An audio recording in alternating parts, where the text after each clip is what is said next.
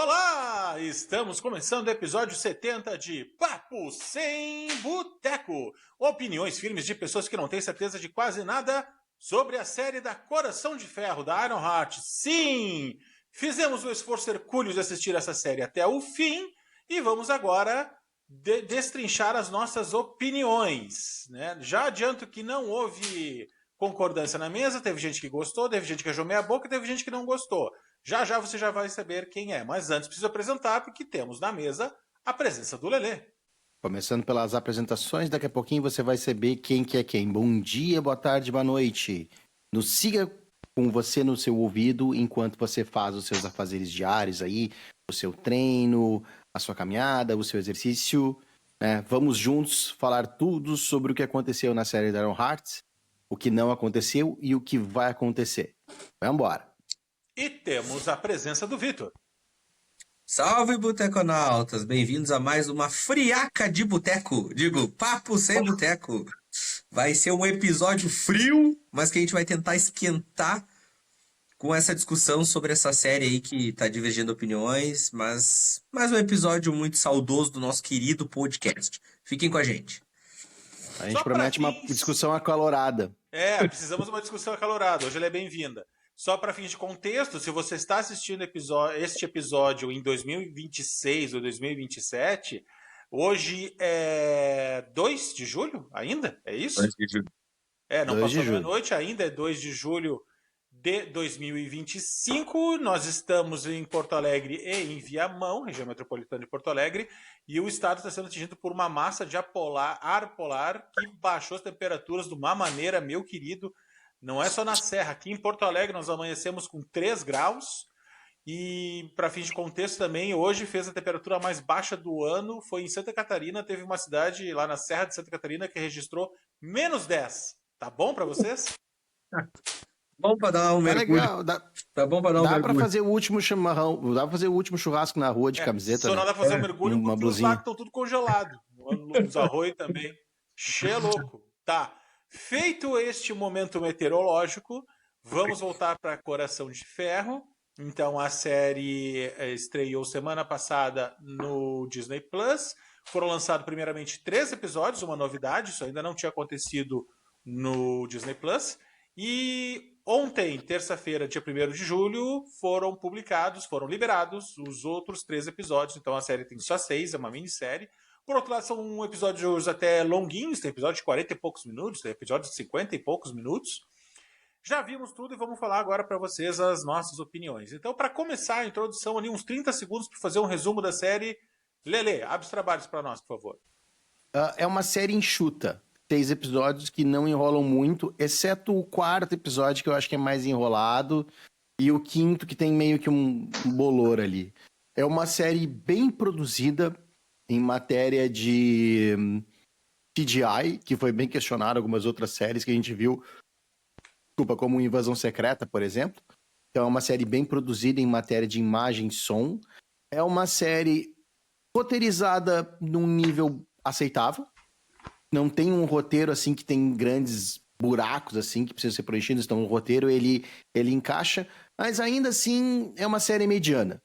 Não é uma série nível Loki, e nem é uma série nível She-Hulk, como os guris aqui falam, né? Porque eu não assisti ainda, mas eu acredito aqui firmemente na opinião dos meus colegas de bancada. Então, é uma série que tá ali no meio. Eu acho que é uma série, tipo, boa série para encher espaço do Disney Plus ali. Comprei a cota de produções que a Marvel tem que entregar pro Disney Plus. Dá pra se divertir, dá pra assistir e dá pra ver coisa boa e participações boas. Mas, tipo assim, ainda é uma série mediana, tá? Não é nem muito ruim, nem muito boa. Tá ali no meio. A série, ela é comum, tá? Ela é uma série de bons personagens. Eu acho que tem personagens bem interessantes.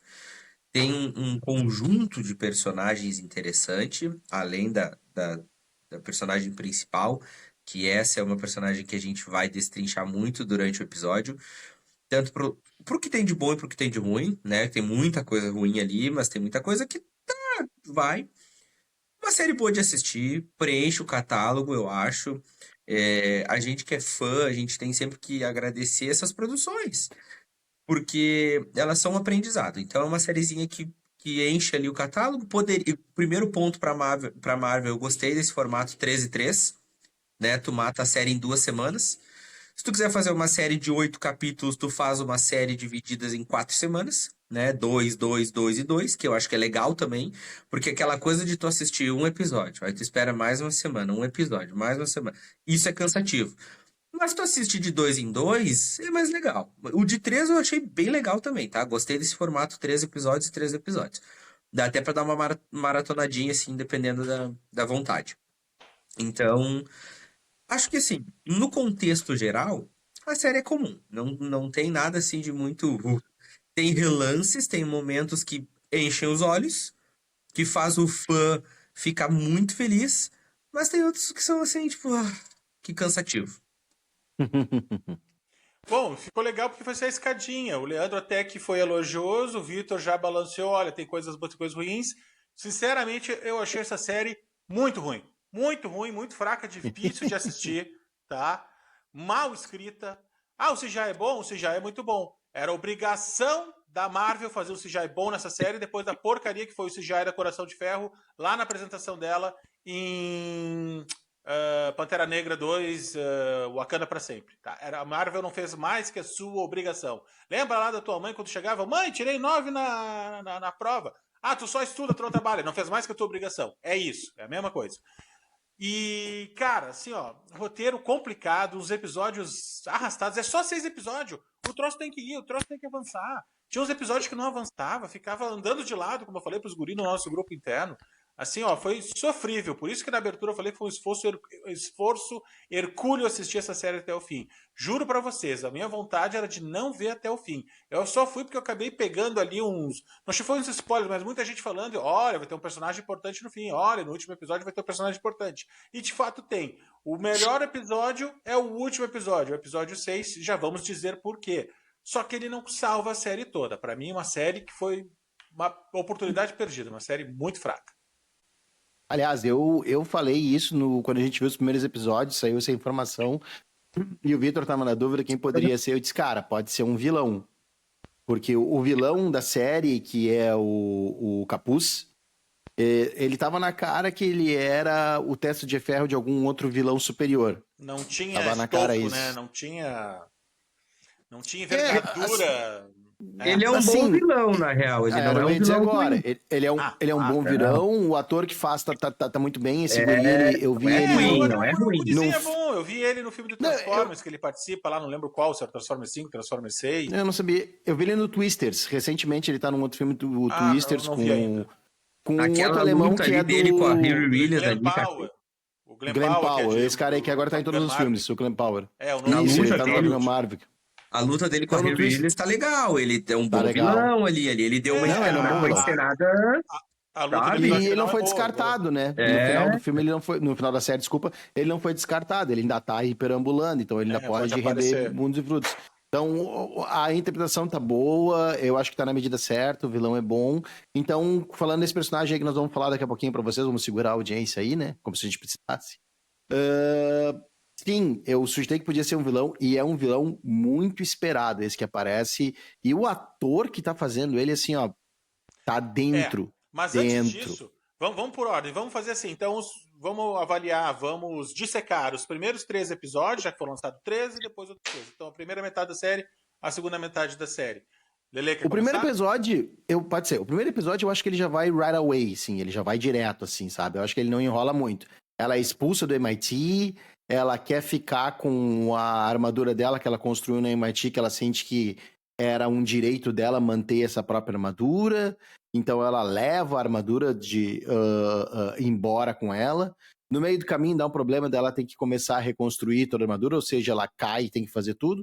E aí que ela começa a se envolver com esse grupo de criminosos que estavam tentando aí crescer na sociedade e fazer fama e fortuna, porque ela precisava de recursos, ela precisava de dinheiro para conseguir construir a armadura, porque ela pode, é o que ela diz. Então, a temática da série já fica estabelecida ali a partir do primeiro episódio, que é sobre sobre certo e errado, sobre ceder às suas tentações, sobre ceder aos seus desejos, sobre o que eu quero, como eu quero, e numa última análise, assim, a série pincela o tema, os fins justificam os meios. E aí isso tá claro e isso direciona bem pro personagem que é apresentado no final. Então o primeiro episódio ele já é, tipo assim, direto. Ela já chegando em Chicago, já entrando aí no grupo, já meio que conhecendo o grupo e já se preparando pro primeiro assalto que eles iam fazer. Eu acho que os primeiros episódios, eles te deixam meio que com uma pulga atrás da orelha. Tu começa a assistir e tu pensa, acho que pode vir alguma coisa com potencial por aí. Mas não, na real não. Eu assisti o primeiro e o segundo episódio ali, quando isso que ele fala dos assaltos, eu achei bem legal. O Esquadrão Suicida ali, né, da série C, é bem legal. É bem legal. São literalmente vilões, né, que são esquecidos, pessoas esquecidas, que o cara pega e dá a oportunidade, né, de ter ambição na vida. E aí tudo gira em torno do dinheiro. E aí tu faz o quê? Tu pega uma heroína, né, da classe C, lá dos super-heróis, que é a Coração de Ferro, e faz parte desse grupo. Por quê? Porque tá precisando da grana. Quer a grana, entendeu? E a grana pra ela é importante. Por quê? Porque não tem recursos, porque é uma jovem, porque não é ninguém, porque não tem contato de ninguém. Tem o contato lá da galera de Wakanda, mas ela tá queimada em Wakanda pelaquela bomba que foi ela lá em Wakanda Forever. E ela não vai se arriscar. Então, os primeiros episódios, os assaltos, até que são legais. A maneira como é construído ali, dá meio que uma apreensão. Os personagens ali, tipo aquela. Não Tem a sei. palhaça, sanguessuga. A do cabelo verde ali, que até é bem estranha, mais estranha. Sanguessuga. A sanguessuga. Isso. Cara, muito boa, cara. E com muita inteligência pra entrar em qualquer lugar. Aquilo ali é muito importante. Ela Treinada em Madripoor. Ela tá entendendo? Ela não é qualquer coisa. Só é pra uma lembrar, personagem. Desculpa interromper, não. Pra quem não relacionou, ela fala muito lá em Madripoor. Madripoor apareceu na série do Falcão do Soldado Invernal. Era lá onde tinha o Mercador do Poder. Então ela não é uma personagem qualquer. Tu pode entender que ela é uma personagem extremamente importante. Por quê? Porque tem um conhecimento técnico ali, pro mal, claro, né? Mas muito bom. Ela é uma personagem muito boa. Os outros ali são personagens, ok, que complementam o grupo. Acho que fazem um grupo até bem legal, assim. Eles são muito parceiros uns dos outros. Tanto que mais pra frente lá, depois, eles quando saem todos juntos, né? Então, bem legal. E os primeiros 3 episódios é isso. É meio que uma bela de uma introdução, te deixa com uma pulga atrás da orelha, mas que depois tu vê que não era bem uma pulga atrás da orelha. Era uma coisa assim, bem... assim, até o terceiro episódio, porque o que a Heroine está falando? Eu quero construir uma armadura, eu quero proteger as pessoas que eu amo. Porque ela tem um passado traumático por causa de um tiroteio no qual morre... Ela perde o pai o padrasto, enfim, o pai e a... padrasto e a melhor amiga. Melhor amiga. E aí, por conta disso, ela tá tentando criar uma IA. Estamos contando aqui já o primeiro e segundo episódio. Tá tentando criar uma IA e ela usa meio que uma forma de escanear o próprio cérebro para criar uma inteligência artificial paralela. E aí, por causa desse luto mal resolvido, por causa desse trauma mal resolvido, essa IA cria a forma da melhor amiga dela. Tá, beleza, passável. Aí, ela quer criar uma armadura que proteja todo mundo, que mais ninguém saia ferido. Então ela tá tentando buscar a solução fácil para um problema difícil e não lidar com o trauma dela.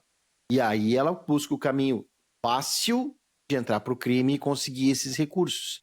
Então, na verdade, ela tá tentando compensar uma coisa com a outra. E aí, no terceiro episódio, pulando lá pro terceiro episódio, quando o assalto não dá certo, e eles estão naquelas câmeras lá, naquela estufa, ela tá tentando pegar um pedaço do capo porque ela tá desconfiada do que é aquilo, o que é o capuz, o que é a capa do capuz. Ela já tá achando que aquilo é meio estranho, e ali já tem uns traços ali, é demoníaco, é isso, é aquilo, é uma possessão que o cara tem, né?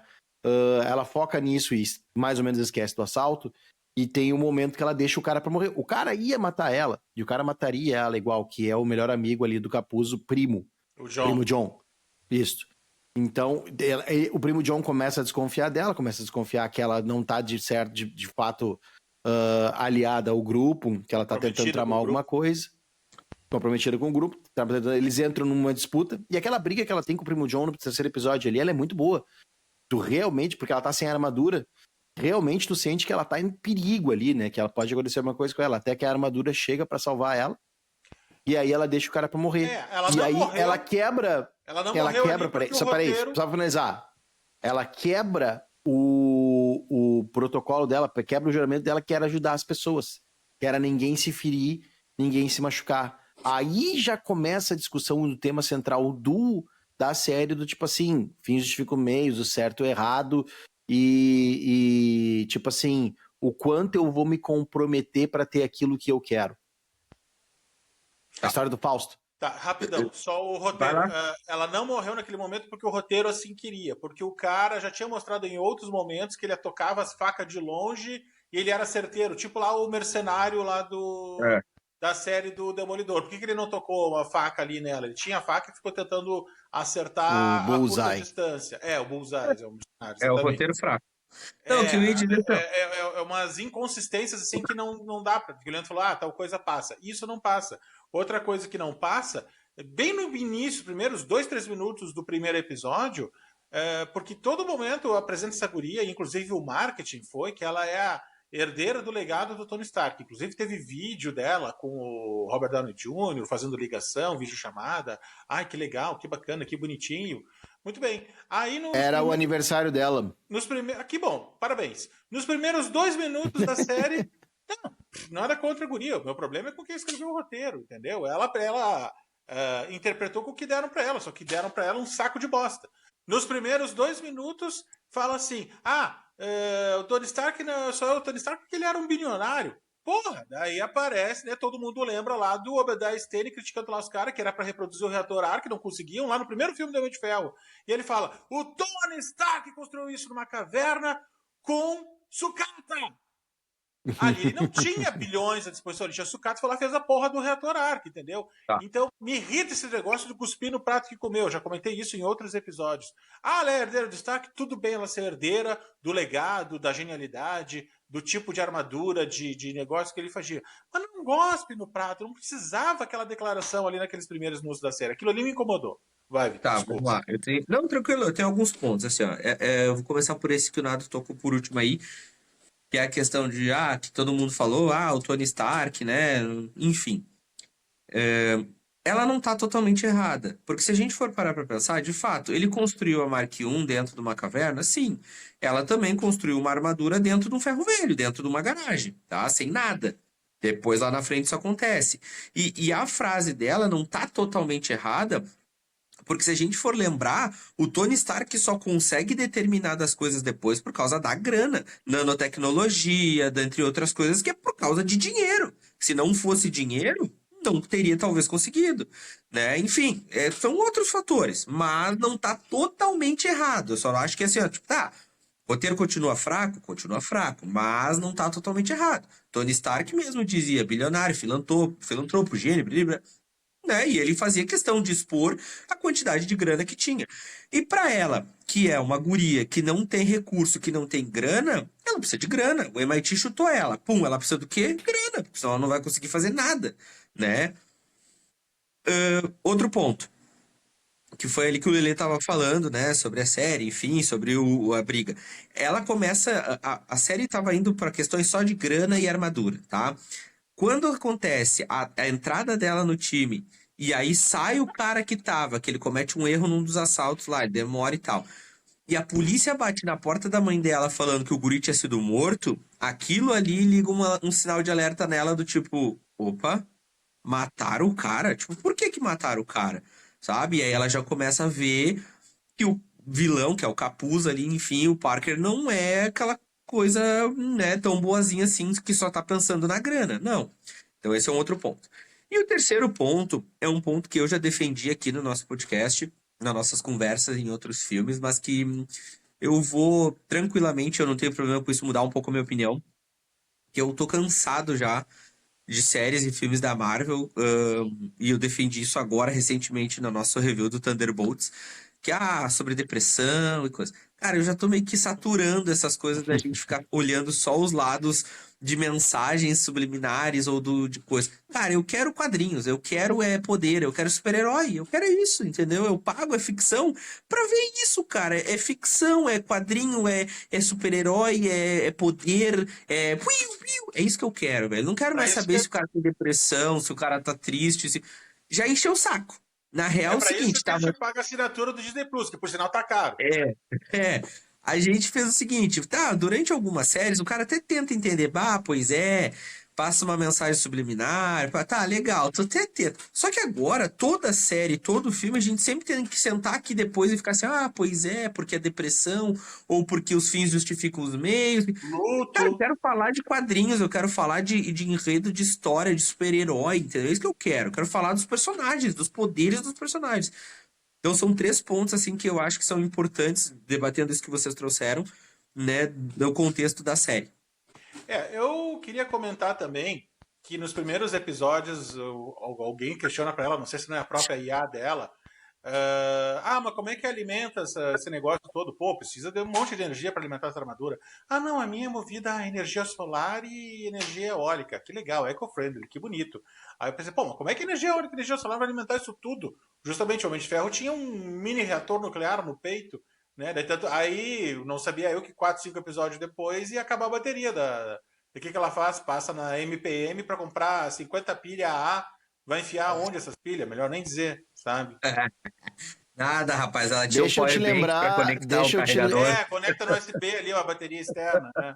deixa eu te lembrar que o reator Arc ele é iniciado por uma fonte de energia externa e depois que ele é iniciado ele tem ali uns componentes não conhecidos que ele fica com energia perpétua. Tu só inicia ele, depois da start, ele mesmo se retroalimenta, o que fisicamente é impossível, Óbvio. segundo as leis da física. Sim. Tá, então, deixa eu só te lembrar isso. Antes de tu julgar a guria, dizer que com energia, a hora que ela tá se movendo e com energia solar, ela não pode botar a armadura dela. Mas deixa eu não era antes. suficiente, né? Outra Antes coisa. disso. Não, desculpa, só mais um ponto. Aí tem um Vai. momento da série que a IA dela fala um negócio, ela, como é que tu sabe disso? Pô, tava na cabeça dela. É óbvio que a Natalie real não sabia de uma informação X porque a Riley, aliás, a Riri Williams, é sempre Riri Williams, porque só chamam ela de Riri Williams quase que o episódio, quase que a série inteira. Acho que só a mãe chama ela de só Riri. Todo o resto do pessoal chama ela de Riri Williams. Mas a Riri Williams não tinha falado pra Natalie pessoa física, né? CPF, pessoa real.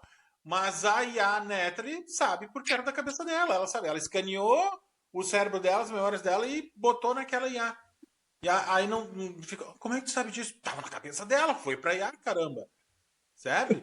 É uns negócios. Não, e outra coisa, a IA que tem sentimentos, que fica magoada, síndrome de Pinóquio, eu quero ser real. Ai, eu sou só no número, sou zeros e uns, eu quero ser uma menina real. É síndrome de Pinóquio, cara. Tipo, da onde isso?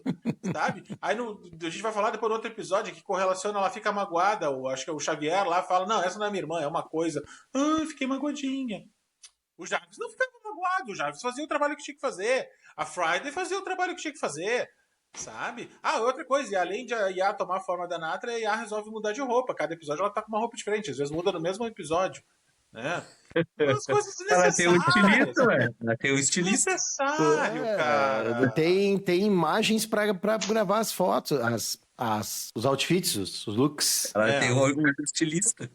Mas eu até vou falar de outro buraco, vou comentar de um buraco de roteiro que a série deixou. E aí eu preciso comentar de um personagem antes e preciso falar de 2 coisas antes, vou fazer umas conexões aqui. Primeiramente, eu já me declarei aqui, vou falar de novo para você, Boteconauta, vou recomendar. Se você tá aqui no YouTube nos assistindo, procura um canal chamado Screen Crush, de um rapaz chamado Ryan Airy. Muito bom. Mesmo que você não tenha um bom conhecimento de inglês, bota legenda, assiste. Ele fala dos gibis, ele fala das conexões e ele fala de easter egg. E eu sempre dou uma espiadinha aqui para trazer alguns que ele traz para vocês, porque eu acho que tem alguns que são interessantes, que vale a pena, são uma informação que vale a pena você saber também. E o que aconteceu no episódio 2 dessa série é que a Riri Williams tá procurando alguém do mercado negro para conseguir algumas componentes para a armadura que ela tá ali, que é a armadura do MIT que ficou meio destruída, que ela tá reconstruindo. E aí ela recebe uma lista de pessoas que né, estão comercializando itens do mercado negro. E bem abaixo do Joe McKilligan, que é com quem ela vai lidar, que eu já vou falar dele daqui a pouquinho, tem ali um nomezinho chamado Ryan Airy. Então, ele próprio, o cara que fala easter egg da Marvel há anos, virou um easter egg numa série. O cara virou canônico. Eu achei isso fantástico, eu queria trazer aqui pra vocês pra comentar. É o easter egg do easter egg, é uma Inception de easter egg aqui, mas enfim. E aí o John McKilligan não é quem ele aparenta ser. A gente vai descobrir no episódio 3 que o John McKilligan, na verdade, é o Ezekiel Stane. E o Ezekiel Stane, conexão lá com o primeiro Homem de Ferro, o Obadiah Stane, filho do Obadiah Stane, que era o mentor, que foi o cara que trabalhou com o Howard Stark, foi o cara que assumiu os instruções de Stark quando o Howard morreu. E que tentou matar o Tony e pilotou o Monge de Ferro, né? No Homem de Ferro 1. Tudo isso é história do Homem de Ferro 1, né? Veja a conexão. E o Ezekiel Stane, sim, era um vilão. E aí, aqui eu quero falar do buraco, que esse eu achei fraco, tá? Esse eu confesso, achei bem fraco. Ele emprestou para Hayley Williams um pedaço de biotecnologia, se eu não estou enganado. Biomalha. Que ela uma biomalha que ela usou para poder tentar cortar a capa lá do capuz. Era um ambiente totalmente fechado. Conseguiu. Só que ela deixa cair na briga com... Só um detalhezinho, a biomalha era para esconder o negócio de laser que ia ficar no pulso dela, porque senão tinha sensores que iam detectar a tecnologia lá no lugar que os metais todos invadir. Exatamente. E ia disparar os alarmes. Enfim, e essa biomalha ela deixa cair na briga com o primo John. E aí a biomalha diretamente conecta lá com o Ezekiel Stane e ele é preso. Tipo, o cara é mercador do mercado negro e aí ele não acha formas de esconder os próprios traços.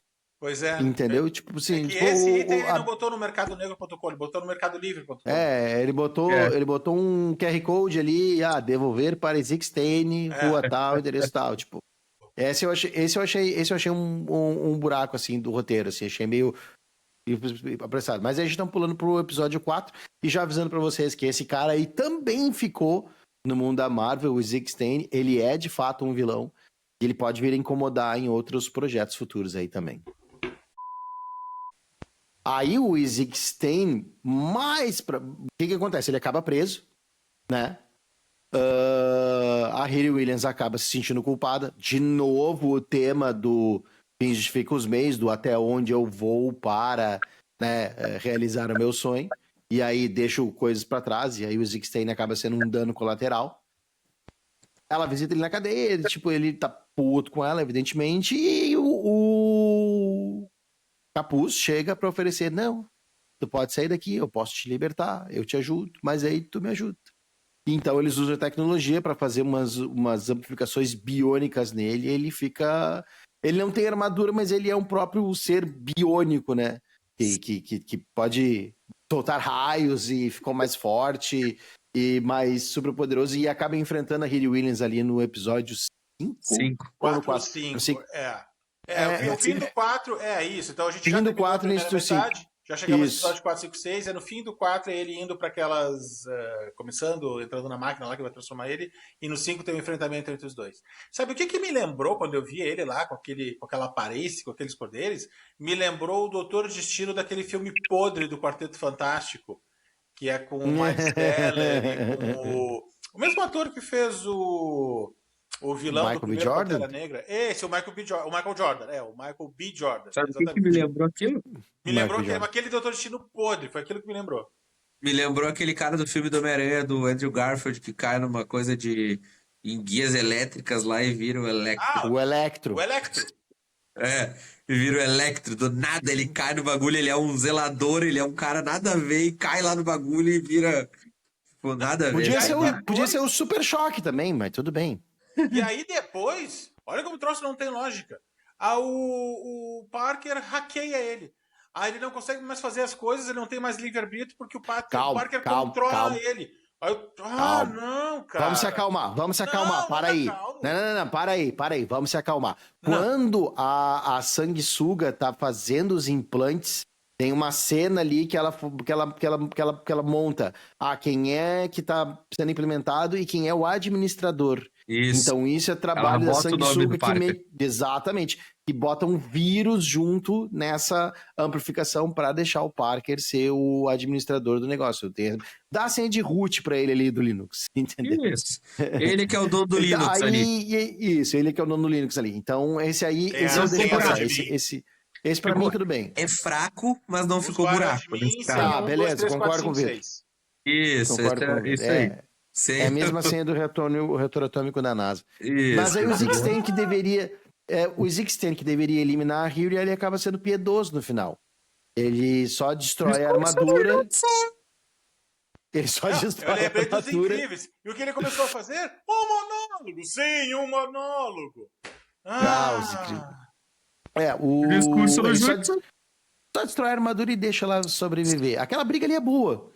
Porque aquela briga ali, a Henry Williams sai na mão. Eu acho que eu me adiantei, porque eu pulei o episódio, eu acho que é no episódio 4, isso, essa batalha foi no 5, que a Henry Williams pede ajuda da mãe dela e vai se consultar lá com os energias. Eu ia falar disso, mas antes disso, já que tu falou ali da luta dos dois, a única parte legal é quando ele vai lá e começa a arrancar uns pedaços, meio que arranca a sobrecoluna, que não é a coluna da guria, é a coluna metálica da armadura, e depois arranca a máscara, né? Aquilo é legalzinho, tem umas referências visuais legais, enfim.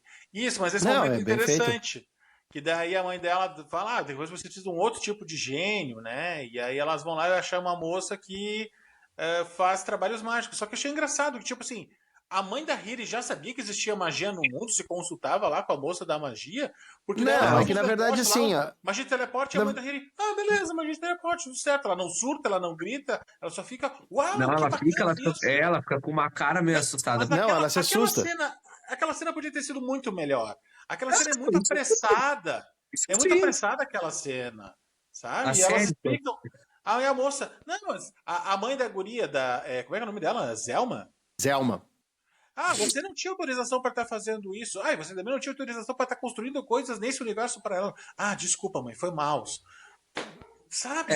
E aquilo ali também era uma ideia assim, bacana, calma, parei. Mas vamos se acalmar. Vamos se acalmar. Não me pede para me acalmar.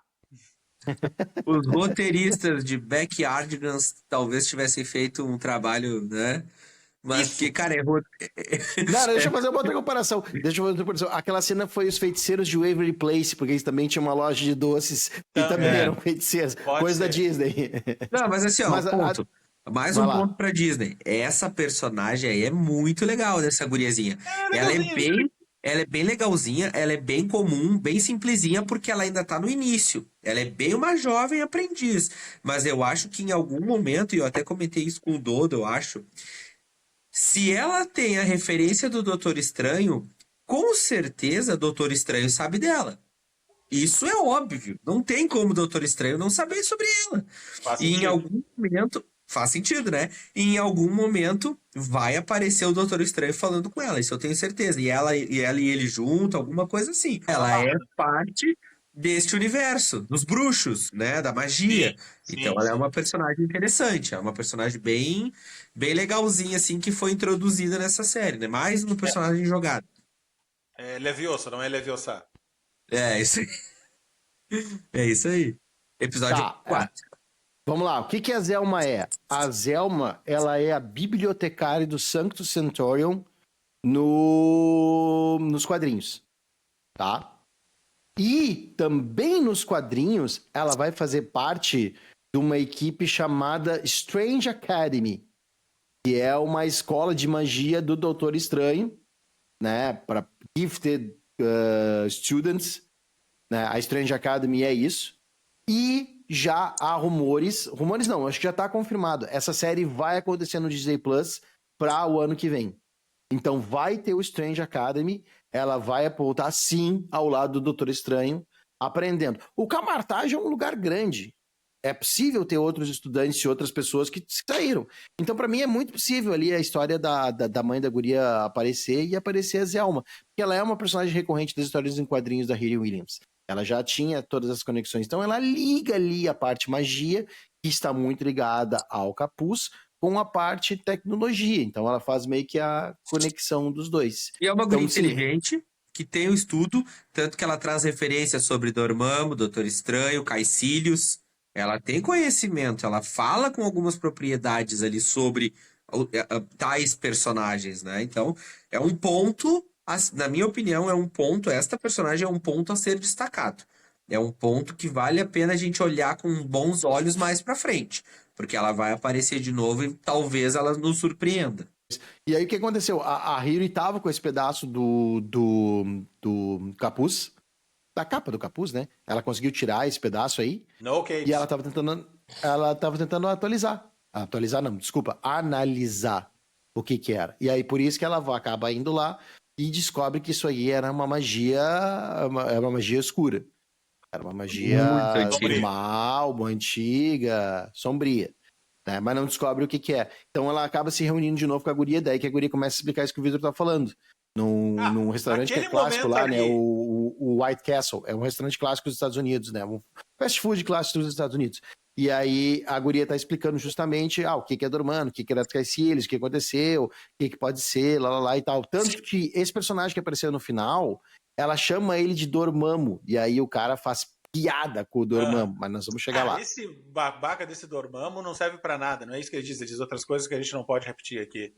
Não serve pra limpar minha bunda. Não limparia minha bunda, exatamente.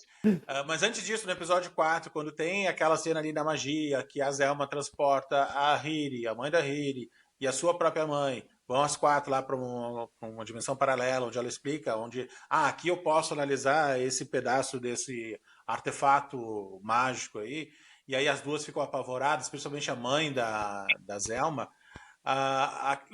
o pavor que ela fica e as palavras que ela fala, isso é muito antigo, é muito sombrio, não sei o quê, aí tu já sabe. Que já estão falando de um determinado personagem que, era para ter aparecido na série X, não apareceu. Na série Y, agora vai para ter tal personagem, não é. Era para ter vindo na Wanda, ele tem conexões com o Billy. Oi? Era para aparecer na WandaVision, não veio. Isso. Ele tem conexões com o Billy Maximoff e com o irmão dele, que agora eu esqueci o nome, o Billy e o Tommy Maximoff veio. Era para ter aparecido na Agatha Harkness, também não veio. E agora, finalmente, ele chegou. Fazia muito mais sentido se ele tivesse aparecido na série da Agatha. Ou se pelo menos fosse assim, uma cena pós-crédito rápida ali. Mas ele foi mencionado na série da Agatha, não te esquece. Mas não apareceu, entendeu? Tá, mas foi mencionado, falaram dele. Se ele tivesse aparecido lá do que agora na série da Coração de Ferro. Eu achei uma aparição boa, Não, foi bom. Inclusive, spoiler alert. Salvou um pouquinho a série, né? Spoiler alert pro nosso... nota 6. Spoiler alert pro nosso boteconauta, né? A frase, ele não serviria para limpar minha bunda, seria uma frase que o Borat falaria. Pois então, no último episódio aparece um flashback ali do Parker, né? Porque daí mostra quem criou o capuz pra ele, daí é uma figura sombria, de tipo, posso realizar todos os seus desejos, se você fizer um acordo comigo. E aí quando aparece o ator, eu olhei, é o Sacha Baron Cohen, daí eu mandei o zap pros guris, ele mesmo. Porque naquela primeira cena ele tá com muita barba, muito cabelo, eu não identifiquei direito. Eu também não reconheci de arrancada. Fiquei na dúvida. Aí quando ele aparece num segundo momento, daí, com menos barba, menos cabelo, daí fica bem evidente que é ele. E o sotaque também, assim. E ele é um baita ator. Tanto pra comédia, quanto pra drama, pra aventura. Aí então ele se apresenta pra ela. O Sacha Baron Cohen se apresenta pra ele primeiro, né? Tem o flashback do primeiro assalto, que descobre que, na verdade, tudo que o Capuz estava tentando querer era roubar do próprio pai, que tinha sido um pai horroroso com ele, abandonado ele aos 12 anos depois que a mãe faleceu, mandou o guri embora. E ele queria roubar toda a grana do pai, assumir o lugar do pai, né? E aí, num primeiro tentativa de assalto que não deu certo, o Mephisto aparece pra ele e diz, eu posso realizar todos os seus desejos. E chama ele pra um lugar, assim, que é um lugar familiar, um restaurante, que ele senta, faz um acordo. Não, tá aceito. E aí deixa o capuz pra ele.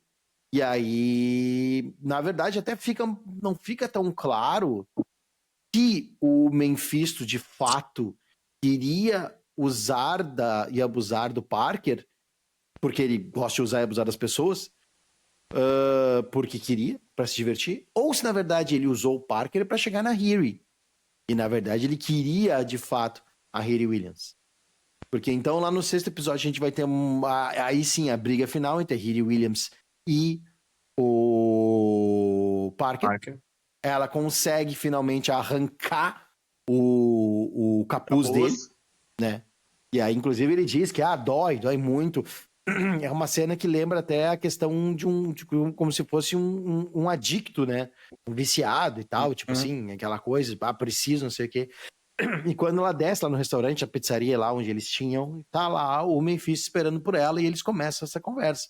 E aí ele começa a dizer, eu posso fazer tudo que tu deseja. Aí ela começa a lembrar que ela quer construir algo icônico, que ela quer os recursos, que ela quer isso, que ela iria rever a amiga dela, a melhor amiga dela, queria ela de volta, né? E aí ela chama ele, então é isso que tu tá falando, Dormammu. E eles, Dormammu, tá de sacanagem, né, Dormammu, né? Bom, eu tenho muitos nomes, alguns não são muito legais, mas pra ti, Hiri, já que eu gosto de ti, eu vou me apresentar. Eu sou o Mephisto. E aí, confirmado, quem nós estávamos esperando, essa foi a aparição. O Sacha Baron Cohen nasceu pra fazer esse papel. Tá muito bem caracterizado. O Mephisto é um cara que mexe com uma galera na Marvel. Ele mexe com uma galera, ele mexe com a Wanda, ele mexe com o Homem-Aranha, ele mexe com uma galera, entendeu? Ele já teve uma treta com o Thanos. Aliás, deixa eu contar aqui pra vocês, é as melhores 3 páginas ou 4 páginas de gibi que eu já li na vida, que é o final da Cruzada Infinita. Meu irmão vai lembrar disso aqui. Eu lembro. Que por conta de... Eu não lembro toda a Cruzada Infinita, tá? Mas eu sei que eles precisavam de ajuda do Mephisto e o Thanos vai lá e negocia com o Mephisto. Faz um acordo. E aí faz um acordo com o Mephisto dizendo assim, não, beleza, eu te ajudo, mas tu tem que me entregar o cubo de condensação cósmica, que era o que ia ficar um resquício do poder das gemas do poder, que seria o cubo de condensação, isso, seria o cubo de condensação cósmica. O Thanos, não, beleza, te dou o cubo de condensação cósmica. No final eles conseguem, resolvem, e o Mephisto chega pro Thanos e diz, não, beleza, começa uma discussão, e aí tu vai me entregar o que tu prometeu? Não, tá aqui, ó, cubo de condensação cósmica. E aí a primeira coisa que o Mephisto tenta fazer é destruir o Thanos. Pega na mão e diz assim, agora posso fazer tudo que eu quiser, inclusive destruir Thanos. E aí ele faz assim, nada acontece. O quê? Não tá funcionando. Tu pediu que eu te entregasse, mas tu não exigiu que tivesse funcionando. Até os demônios devem ser cuidadosos quando negociar com o Thanos de Titã. É as melhores páginas de quadrinhos, assim, né? Então, o Mephisto é um cara que mexeu com muita gente. Então, o que ele pode fazer no universo da Marvel ele pode ser o grande vilão de uma fase inteira. Ele pode ser o grande vilão de uma fase inteira. Com o Mephisto não precisa de Doomsday, filho. Sim. A verdade é essa.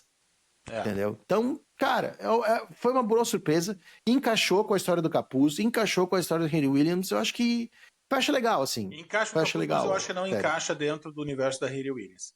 Mas ainda bem que, pelo menos, já que a Marvel trouxe o Sacha Baron Cohen pra dentro do MCU, menos mal que é pra um personagem como esse, que vai aparecer várias vezes, personagem importante, personagem grande, entendeu? Ia ser um absurdo, assim, eu ia ficar muito chateado se tivessem posto um ator desse tamanho, dessa qualidade, dessa simpatia também, né? Um cara muito simpático, um cara muito bacana. Tivesse posto num papel pequeno, num papel menor. Ia ser um desperdício, assim, gigantesco. Tipo como fizeram, eu acho, como o Daniel Blur lá como Zemo, mal e mal apareceu ali e já foi pra geladeira de novo. Pode e ninguém ser, sabe cadê o Zemo, sabe? Acho que foi um desperdício. Agora, o Victor lembrou bem a face verdadeira do Mephisto. Aparece, dá pra ver. Não, eu ia dizer, eu acho que a escolha dele, de fato, eu concordo com vocês, é muito boa. Eu acho que ele consegue andar como um Mephisto tranquilamente, né, na parte mais sombria. Tanto que em momentos ali com o Parker, que ele tem que peitar o Parker ali e falar grosso, ele faz. E em momentos que ele tem que ser um pouco mais caricato, é uma dose de humor ok, não é uma coisa assim escrachada. Tanto que ele fala... você não é eu o já fiz último acordo cliente. 14 reis, 3 papas e um Beatle.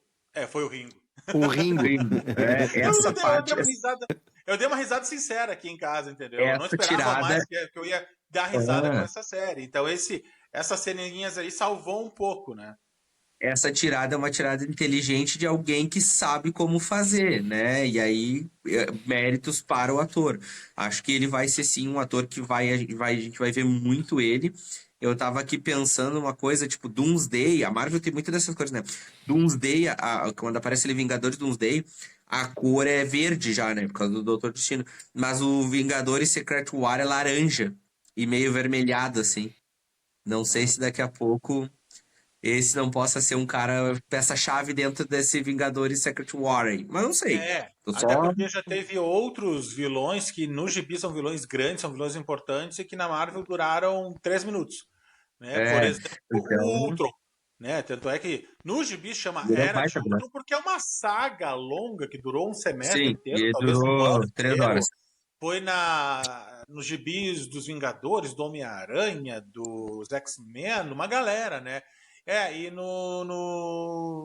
enfim, foi um filme lá e o personagem mal e mal aparece, enfim, eu acho que foi mal usado. Até Eu acho assim que. eu gosto muito daquele filme por causa da introdução do Visão, que é um personagem que eu adoro desde os É, gibis. eu gosto muito Mas do não dá vilão pra também. negar que o segundo Vingadores tem alguns problemas, assim, não é um filme perfeito, Sim. ele é um filme bom, mas ele tem algumas falhas, né? Enfim, Mas, vamos ver. Tomara que voltando. não usem mal esse personagem, porque é um outro personagem Não, importante tomara que que a não. gente acabou de falar. Um baita ator foi escalado para fazer esse personagem, né? Vamos... Voltando então numa casinha nesse ator e nessa situação final, não, tranquilo, dela falando com ele, dela negociando com ele, e aí tu vê que mais uma vez ela só pensa nela, na ambição dela, naquilo que ela quer. Claro que para a questão de história, faz sentido que ela faça o acordo como ela fez com ele, que eu também acho que ela fez o acordo, tanto que no final aparece no braço dela ali, quando ela Uhum. abraça a Natalie ali, as marcas e tal. Eu acho que o acordo Eu foi acho que feito. tá em aberto. Eu Eu Não, acho que tá em acho que foi aberto. feito o acordo, eu acho mas que ela tudo fez bem, o mas acordo. foi feito. Sabe por Burra quê? pra Porque, cacete. além de burra pra cacete, eu tava lendo, né? Tava conversando aqui com o Dodo, que tá na hora dos Filhos da Meia-Noite aparecerem. Inegável. A gente precisa dessa turma aí. A gente precisa. Eu tô em desespero por essa turma, tá? Já tem o Cavaleiro da Lua, que eu gosto muito, e só ele. O Blade, aquela aparição do Blade no Wolverine, a gente sabe que é só uma aparição, né? Não vai ser aquele Blade, mas a gente precisa de Blade. E eu tava lendo sobre, né, depois, o único personagem que poderia ajudar ela a desfazer o acordo com o Mephisto é um personagem que eu tô esperando há horas que apareça dentro da Marvel, que eu tenho um apreço por ele muito grande, que é o Motoqueiro Fantasma. Eu tava lendo que ele Ah, é um dos personagens que poderia ajudá-la a desfazer o acordo com o Mephisto. Só ele conseguiria isso. Claro, com a ajuda dos outros, né, cavaleiros, enfim, da meia-noite lá, os filhos da meia-noite, enfim. Mas, cara, eu tô muito querendo o Motoqueiro Fantasma. Eu acho que esse é um outro personagem, assim, ó, que quando eu enxergar na série eu vou ficar maluco, porque eu É, gosto muito dele. mas Então se seria fizerem interessante se direito, né? aparecesse. Claro, se fizerem direito, com certeza. O Dodo já falou que queria o Nicolas Cage, acredito que não viria o Nicolas Cage, Não. né? Mas se não, já não dá viesse, mais. se viesse eu ficaria muito feliz também, porque eu gosto muito dele, acho ele sensacional, enfim. Mas, o que que eu acho? Eu acho que assim, ó, a série fecha legal por um motivo. Porque ela foi burra o tempo inteiro. Não faria sentido no final ela tentar ser inteligente. Então fecha de um jeito legal. Ela foi burra, ela foi lá, fez um Não, mas acordo então, simplesmente com Mephisto por não conhecer Mephisto, por não saber quem é Mephisto. Na real, ela tava falando e ela falou com ele como se ele fosse o Dormammu, também sem saber quem é Dormammu, que ela não também não aprende, ela não amadurece, ela não evolui. A Zelma é. falou pra ela: Isso aqui é magia muito negra, cuidado com isso. Ela encontra o cara da magia negra que deu o capuz pro Parker e vai lá, o cara propõe, faz o acordo. Tá, ok, beleza. Ela Por até quê? falou: Porque o passado é o passado, e vai lá e faz o acordo pra quando ter a vida. e aí tu vê Ah, como tava meu. sendo. Aí eu vou te dizer, eu vou dizer pra vocês, boteconautas, e pra vocês dois aqui, que aquilo ali tava sendo bem construído. Eu tive um segundo pensando assim, ó, tá, ela não vai fazer o acordo, ela vai levantar e vai embora. Porque ela meteu o passado é o passado, eu acho que ela tava entendendo que se ela fizesse aquele acordo, aquilo ali poderia trazer consequências. Eu digo, tá, beleza. E aí no final, quando ela tá ali na frente da Natalie, que a Natalie aparece, e aí é um outro ponto-chave. Quanto tempo passou disso? Porque ela já tá de outro formato, cabelo diferente e tal, não sei o quê. Quanto tempo isso passou até a Natalie reaparecer? Porque aparece ela estudando as magias e coisas ali e tal, cheio de papel. Do nada a Natalie aparece. Daí ela, Natalie, não sei o que e tal. E a Natalie toca nela. Daí ela pergunta, como você tocou em mim? Ué, eu estiquei meu braço, toquei em você. E aí, quando ela abraça a Natalie, aparece ali aquele símbolo, né? Aquelas marcas, igual aparecia no Parker ali quando tava com o capuz. Então é sinal de que. E é o que me faz acreditar que o acordo foi feito, né? Pode ser que lá na frente a Marvel mexa com isso, o Loki possa aparecer e mexer com isso, e eu não duvido de mais nada. Com o Mephisto em jogo agora, como o Mephisto como peça de um tabuleiro, eu não duvido de mais nada. É um personagem extremamente importante, que faz ligação, como o Lele disse, com uma galera. Então, a partir de agora, tudo pode acontecer. Nós estamos a exatos 20, deixa eu ver que horas são, 23 dias, ou melhor, 22 dias de Quarteto Fantástico, né? Então, que é outra coisa que a gente não sabe aonde é que vai se ligar. Então, né, é importante. Então, a partir de agora, tudo pode acontecer. Para encerrar minha fala sobre a série, mais uma vez, a série poderia ser melhor, poderia ter um roteiro melhor, a personagem poderia e tem tudo. E aí que tá, a Riri Williams tem tudo pra ser uma personagem legal, pra ser uma personagem inteligente, pra ser uma personagem foda. Mas hoje não estão fazendo isso dela. Estão fazendo ela de uma personagem chata, uma personagem que não tem, assim, tipo, nada de bom pra agregar, é só problema, é depressão, é não sei o que fazer, daí do nada ela veste a armadura e vai pra porrada. E aí, tipo assim. Então, assim, tem muito potencial dentro desse personagem. Já falei outras vezes que é uma personagem que, pela inteligência que tem e pelo legado que ela quer levar, que é o do Tony Stark, ela tem muita coisa que ela pode agregar ao MCU. Mas a série, mais uma vez, como foi em Wakanda Forever, que foi só um pouquinho melhor do que Wakanda Forever, na minha humilde opinião, não foi tudo isso. Eu sou um defensor, vocês sabem bem, eu não gosto de ficar aqui malhando, metendo pau. Mas é assim, ó, não me encheu os olhos. O que salva é o Mephisto e alguns outros personagens isolados. Eu acho que a gama de personagens salva a série, né? Mas em enredo, em contexto, em história, é tudo muito rápido, muito jogado, muito, em alguns momentos, sucinto até demais. Então, pra mim, é uma série nota 6, 6,5, assim, e tá legal. Eu concordo com o Victor, eu acho que é 6 também. Agora, voltando no nosso episódio de expectativas, que a gente sempre fala e tal.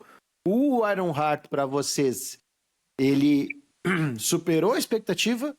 Ficou dentro da expectativa, que na época a minha expectativa e do nada era uma série fraca, e a tua, Vitor, era de uma surpresa? É. Ou ele ficou abaixo da expectativa? Bah, eu esperava uma surpresa e ele me decepcionou? Ou eu esperava uma série fraca e ele me surpreendeu? Já respondendo então a pergunta, ela me decepciona, né? Porque eu esperava que fosse uma série melhor por todo esse contexto que eu acabei de trazer, do potencial que a personagem tem e do legado que ela quer levar. Então eu esperava o quê? Algo grande. Não precisava ser a melhor série da Marvel. Não precisava ser uma série nota 9,5, 10. Mas poderia ser uma série nota 8, que a gente podia estar aqui sentado agora e falando, bah, a série é boa, bah, tem bons componentes, a guria é inteligente. E não é isso, a gente tá aqui tentando achar as coisas legais da série. Então, de fato, ele me deixa triste. Nada, pra ti tá dentro da expectativa. Tu não esperava nada, não entregou nada e tá tudo certo.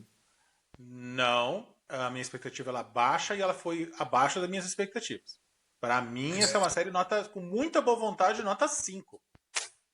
Ah, o homem veio com o coração peludo. No fim era 13,5, 4. Aí com o Mephisto. O homem não tá com o coração de. O homem tá literalmente com o Tá coração com de ferro. o coração e os pés gelados, eu acho. Não, coração de ferro. Não, Literalmente. Tá e... não, a série não ajuda. A série não ajuda. Roteirinho muito fraco. Muito fraco. Coração de ferro, literalmente. Duro, cheio de coisas inconsistentes. Olha, 5, e era isso. Eu voto com o Vitor ali, eu acho que é uma série 6, podia ser um 6,5, 7, mas é uma série 6, mas pra mim ela surpreende. Porque eu não esperava nada. Nas expectativas eu falei que eu achei que ia ser uma série bem abaixo, bem meia boca, bem ruinzinha. E ela me surpreende, ela ficou acima do que eu esperava. Alguns episódios até são bem bons, ali por 6,5, 7, assim, outros são mais fracos, mas acho que na média ela fica ali em 6. Eu acho que ela consegue me surpreender tanto quanto o Thunderbolts me surpreende. Que era um filme também que a gente não esperava muito, e o filme é bom no fim das contas, né? Ou Os Novos Vingadores. Então eu acho que pra mim ela surpreende. Pra mim, como lá nas expectativas eu coloquei ela bem abaixo, ela ficou acima pra mim. Eu esperava um 4, 5 e veio um 6, então tô satisfeito. Eu esperava um 6 e veio um 5. Eu esperava pelo menos um 7,5, 8 e veio um 6. Então tá. Então agora você já sabe quem que é quem em Boteconal, tá tudo revelado. Então as cartas estão na mesa. Com isso, vamos encerrando esse episódio. Obrigado por você que assistiu até o fim. Compartilha conosco a sua opinião. O que achou de Coração de Ferro? A sua nota é 5, é 6, é 7? É menos que isso? É mais que isso? conta para nós no Instagram, @PapoSemBoteco, ou no YouTube também, @PapoSemBoteco. Um forte abraço e até o episódio 71. Nunca esquecendo que nós temos aqui nesse podcast o patrocínio e a força de Ponço Odontologia, cuidando muito bem do seu sorriso, em 2 endereços para melhor te atender, aqui no QR Code que você encontra, e o atendimento é a cargo da doutora Aline Ponsoni, no CRORS 15227. 15227. Obrigado aí pela lembrança. Vamos ficando por aqui nesse episódio. O coração é de ferro, mas não é gelado. Aproveite então para se esquentar nesse inverno frio que está fazendo, com aquela sopinha ou aquele vinho. Nos encontramos no episódio 71 e você já sabe, Boteconautas. Até a próxima! Queridos boteconautas, obrigado por ficarem até aqui, assistir mais um episódio do nosso querido podcast. Continuem, de fato, nos seguindo lá no @PapoSemBoteco, dê sua sugestão. A gente teve a oportunidade agora, no sábado passado, de conhecer muita gente nova. Tivemos novos seguidores, uma galera nova que chegou aí desse mundo de anime, de Marvel, dentre outros vários fatores. Então, continue mandando sua sugestão, sua crítica, seu elogio. A gente está aqui aberto para isso. A gente faz esse podcast com muito amor e carinho, né, de uma forma extremamente artesanal. Nos vemos numa próxima e vocês já sabem. Até lá!